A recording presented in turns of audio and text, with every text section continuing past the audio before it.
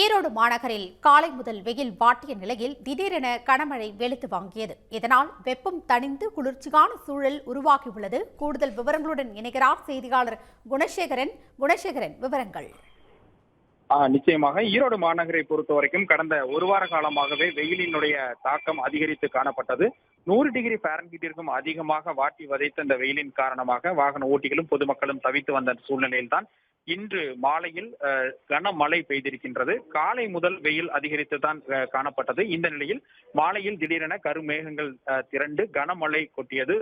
ஈரோடு மாநகரை பொறுத்த வரைக்கும் பன்னீர்செல்வம் பூங்கா, அரசு மருத்துவமனை, பேருந்து நிலையம், வீரப்பஞ்சத்திரம், கருங்கல்பாளையம், சம்பத் நகர் உள்ளிட்ட பெரும்பாலான பகுதிகளில் அரை மணி நேரத்திற்கு மேலாக பலத்த மழை என்பது தற்பொழுது பெய்து வருகின்றது.